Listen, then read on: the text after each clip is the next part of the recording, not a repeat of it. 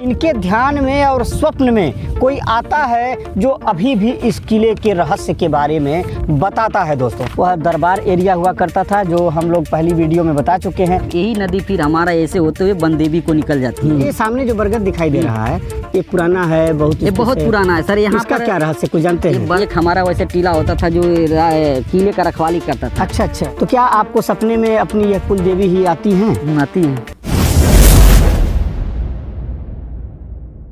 जय हिंद मित्रों, एक बार फिर से हम गढ़वा की कोट पर और गढ़वा के कोट के रहस्य के बारे में मिल गए हैं। उसी वंशज के एक सुपुत्र हैं जिनका नाम है सुनील राजभर।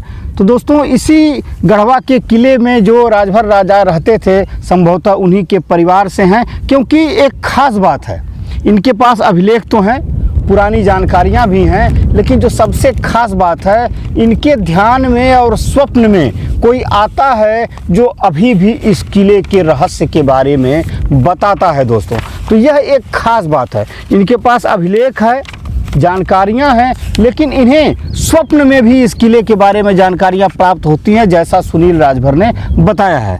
तो आपको इस किले के बारे में अभिलेखों के अनुसार तो पर्याप्त जानकारी है, और आपको ध्यान में या स्वप्न में ऐसा क्यों बार बार आता है कि आपको कोई बताता है, अचेतन मस्तिष्क में कोई बताने की कोशिश करता है कि इस किले में ये स्थान यहाँ था, ये स्थान यहाँ था, उस स्थान की ये उपादेयता थी, इस तरीके से इस स्थान का उपयोग होता था। तो पहले हमें मुख्य रूप से यह बताइए कि यहाँ कौन कौन से प्रमुख स्थान थे?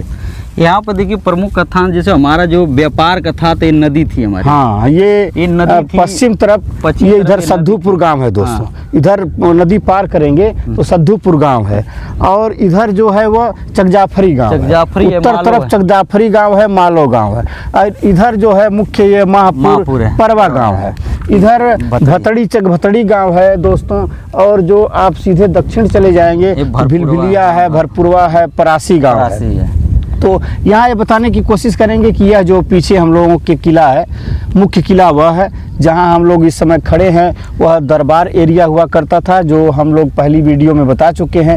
इधर चारों तरफ इसके किनारे किनारे ये नदी का पार्ट था। ये नदी का हमारा व्यापार का साधन था। अच्छा, हाँ, क्योंकि उस समय जल मार्ग ही साधन था और कोई वैसा साधन नहीं था। तो हमारा जल मार्ग के थ्रू ही हमारा जो भी नाव थी, जो भी कार्यक्रम होता था, यहाँ पर आके रुकने का जो साधन है, देखिए यहाँ पर छोटी पोखरी है, बहुत से पट गई है सब, ये हमारा रुकने का साधन था। अब यही नदी फिर हमारा ऐसे होते हुए बनदेवी को निकल जाती है। ये हमारा मुख्य साधन था।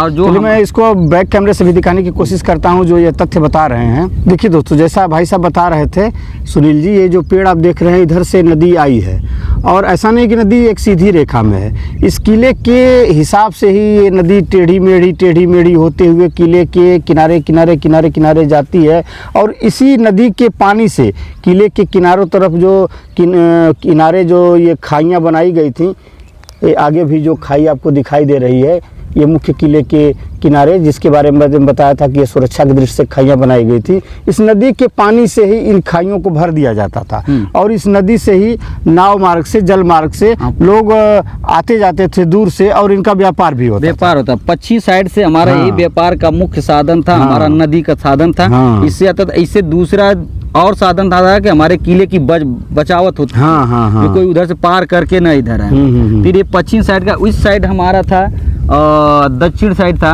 दक्षिण साइड में जो मालो गांव, वहाँ पे भी हमारा एक किला होता था। अच्छा, मालो गांव में भी एक हमारा एक किला होता था जो रखवाला करता था वहाँ से दूर से।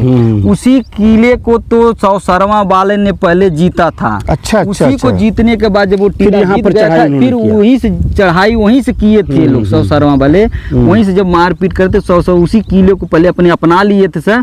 तब जो बारात थे जिसके आधार पर बुलाए थे, तब उसी के आधार पर ये हमारा दक्षिण साइड और उत्तर साइड में उसी किलो को अपनाए थे। सौसरवा वाला ने उसको जीता था। तो उसके जीतने के बाद उधर एक किला हमारा था। फिर इधर अच्छा, ये सामने जो बरगद दिखाई दे रहा है ये पुराना है, बहुत पुराना है सर। यहाँ पर क्या रहस्य कुछ जानते हैं? बरगद जो हमारे वहाँ पर एक कुआं भी है। अच्छा, अगर अब जो बरगद हम जूम करके दिखा रहे हैं, बता रहे हैं सुनील की वहाँ पर एक कुआं भी है। वहाँ पहले उसी बरगद के यहाँ रुकने का स्थान था। कोई बाहर से आता था तो पहले सबसे पहले वहीं रुकना था। वहीं पर जो हमारी मार्केटें थी, जो भी है, जो अच्छा, थोड़ा अच्छा। बहुत लगता था वहाँ पर लगता था। वहाँ मतलब कुछ मार्केट लगती थी। हाँ। जो आता था पहले उसी बरगद के छाया के तले रुकता था और वहीं पर दुकानें थी और वहीं पर कुआं था, अर्थात जल का स्रोत था। वहाँ पर रुकने के बाद ही वो लोगों को इजाजत दिया जाता है, तो राजा से आके हाँ, इस एरिया में आके मिलते थे। अब यहाँ से हमारा पूरब साइड में अब आ जाइए। पूरब साइड में एक बुच्ची दादा के भट्टे के यहाँ भी एक पोखरा हमारा है।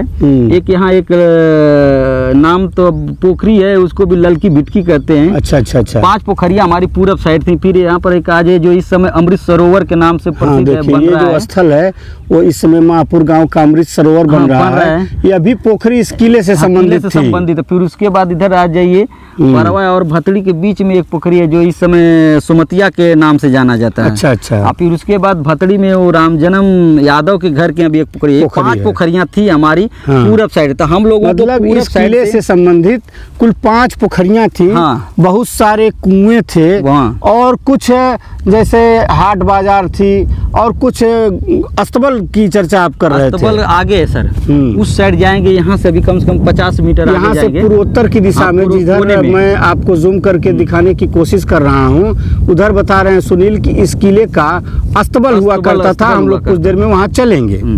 फिर इधर आ जाइए दक्षिण साइड में, फिर यहाँ पर भी हमारा एक टीला हुआ करता था इस साइड। अभी भिलैलिया साइड में चले जाएंगे तो एक हमारा वैसे टीला होता था जो किले का रखवाली करता था। अच्छा अच्छा। और फिर एक तीसरा किला और था जो जनकपुरी में इस समय पड़ता है। वहाँ पर भी एक बरगद का बहुत बड़ा पुराना पेड़ है। इस मुख्य किले के चारों तरफ छोटे छोटे डीहा थे, ऊंचे स्थान थे और वहाँ पर मतलब इस किले के को सुरक्षा प्रदान करने के लिए वहाँ पर कुछ सेनाएं लगी थी, जो टुकड़ियां भी थे 10 पहरुआ, जिसको पहरुआ कहा जाता था। और इसी तरह का एक पहरुआ पड़ेरुआ को भी कहा जाता है, जो इस हमारे यहाँ के 42 गांव का समझिए कि दक्षिण और पश्चिम का आखिरी गांव है, इस दिशा में है, उसको पड़ेरुआ कहा जाता था। और लोग बताते हैं कि पहले उसका नाम पड़ेरुआ नहीं था बल्कि पहरुआ था।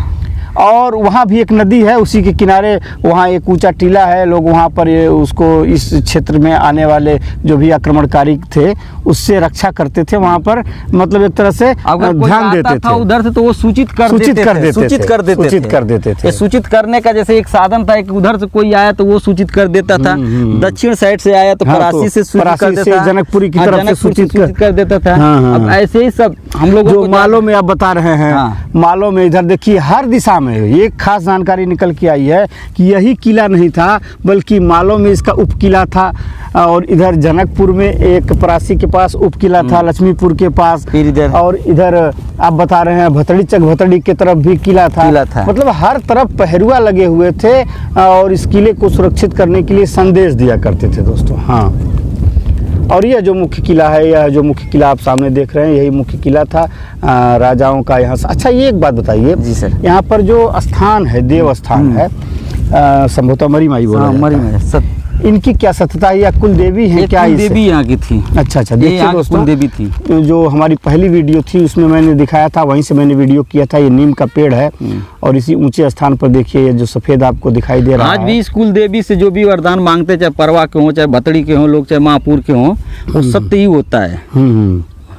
तो क्या आपको सपने में अपनी यह कुल देवी ही आती हैं? आती हैं। अच्छा अच्छा। क्या अनुमति है? अनुमति देखिए, हम तो कोई बताते कि हम जब यहाँ पूछते हैं कि हम यहाँ के वंशज है तो वो हमको बताने में इनकार कर देती है। अच्छा अच्छा। ये नहीं बताती हमको।